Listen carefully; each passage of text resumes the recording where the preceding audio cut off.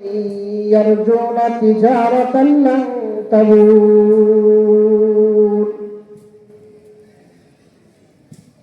إن الذين يتلون كتاب الله নিশ্চয় ওই সমস্ত ব্যক্তি নিশ্চয় ওই সমস্ত ইয়াতলুনা কিতাবাল্লাহ আল্লাহ তাআলার কিতাব তিলাওয়াত করে।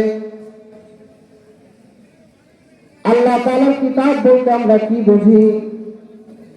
আমাদের মাঝে আল্লাহর পক্ষ থেকে একটা কিতাব দেওয়া হয়েছে, সেই কিতাবের নাম কি বলেন? আল কোরআন। কিতাব আল্লাহ দ্বারা উদ্দেশ্য আল কোরআন দ্বারা তিলাওয়াত করে।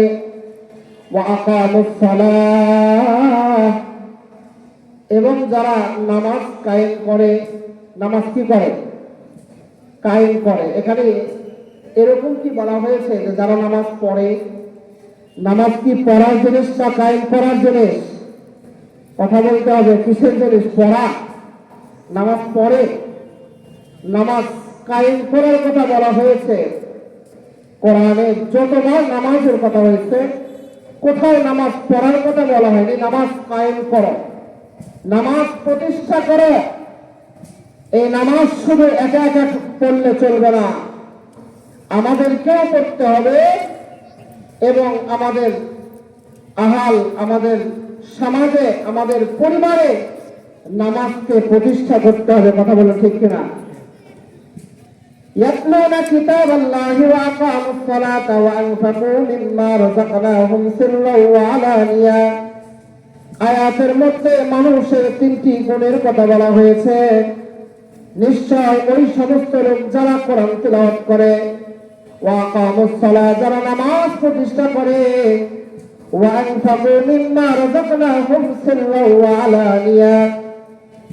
আল্লাহ রাব্বুল আলামিন বলেন, আমার পক্ষ থেকে আমার বান্দাকে যে রিজিক দেওয়া হয়েছে, এই রিজিক থেকেই তারা দান করে। আল্লাহ তাআলা আমাদেরকে যে রিজিক দিয়েছেন, এর থেকেই আল্লাহ তাআলা বলেন যারা দান করে।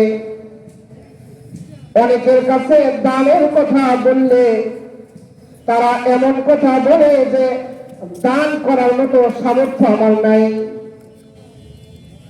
আল্লাহ তাআলা যদি আমাদেরকে এক বস্তা চাল দেয় 6 মাস খাওয়ার জন্য,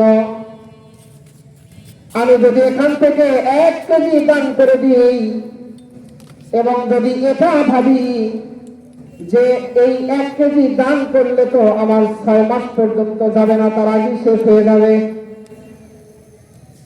এমন চিন্তা করা যাবে না।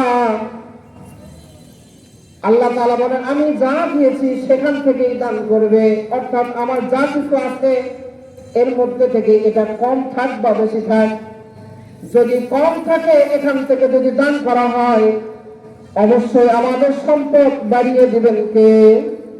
আল্লাহ তাআলা। নবী সাল্লাল্লাহু আলাইহি ওয়াসাল্লাম হাদিসের মধ্যে বলেন যে ও আমার উম্মতেরা, তোমরা দান করো, আল্লাহ তাআলা তোমাদেরকে দান করবেন। তিনটি কথা বলা হয়েছে। প্রথম নাম্বার, যারা কোরআন তেলাওয়াত করে, যারা নামাজ কায়েম করে এবং যারা আল্লাহ তাআলার পক্ষ থেকে যে রিজিক প্রাপ্ত হয়েছে এখান থেকে যারা দান করে। কথা কয়টি? তিনটি। 1 নম্বর কোরআন তেলাওয়াত করে, 2 নম্বর নামাজ কায়েম করে, নামাজ পড়ে না নামাজ কায়েম করে, 3 নম্বর আল্লাহর পক্ষ থেকে যে রিজিক দেওয়া হয়েছে সেখান থেকেই দান করে। সেই রিজিক কম হোক বা বেশি হোক, সম্পদ কম হোক বা বেশি হোক, উল্লেখ করা নাই, সেখান থেকেই দান করে। এটা সাধারণ দান। আমার সম্পদ যদি কম হয় তাহলে আমাদের উপর যাকাত ফরজ হয় না, এটা সাধারণ দানের কথা বলা হয়েছে। এবং এমন ভাবে দান করে যে আমি ডান হাতে দান করব, আমার বাম হাত তার খবর জানবে না, একদম গোপনে দান করবে। আল্লাহ তাআলা প্রকাশ্য দানের থেকে গোপন দান আল্লাহ তাআলা সবচেয়ে বেশি পছন্দ করেন। বলুন সুবহানাল্লাহ।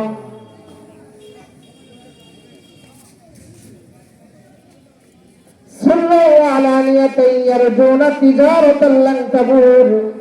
এই তিনটি কাজ যারা করে তারা এই রকম আশা রাখবে, তারা যেন এমন ব্যবসার আশা করে যেই ব্যবসায় কোনো লস নাই, যেই ব্যবসায় শুধু লাভ আর লাভ। একজন মানুষ যদি ব্যবসা বাণিজ্যের মধ্যে লিপ্ত হয়ে যায় এবং ব্যবসা চলাকালীন যদি দোকানে বসে বসে গান না শোনে, কোরআন তিলাওয়াত শোনে, অনেক ব্যবসায়ীরা ব্যবসা করে দোকানে বসে বসে যারা গান বাজনা শুনতে থাকে। অনেক মানুষ আছে যারা বিভিন্ন ধরনের গাড়ি চালায়, যে গাড়িগুলোর মধ্যে বিভিন্ন ধরনের গান বাজনা বাদ্যযন্ত্র বাজতে থাকে। এমন গাড়িওয়ালা আছে না নাই? বর্তমানে যে ইজি বাইক গুলো বের হয়েছে, প্রত্যেকটা ইজি বাইকে একটা করে বক্স আছে। মাঝে মাঝে পাশে দিয়ে চলে গেলে শোনা যায় ভেতরে ডিজে গান বাজে, শোনা যায় কিনা? এটাও একটা ব্যবসা। এরকম করা যাবে না। ব্যবসায় বসে বসে যদি কেউ কোরআন তেলাওয়াত করে, অবশ্যই ওই ব্যবসায়ী এমন আশা যেন করে যে আমার ব্যবসায় কোনোদিন লস হবে না, আমার লাভ আর লাভ হতেই থাকবে। তারা যেন এরকম একটা আশা করে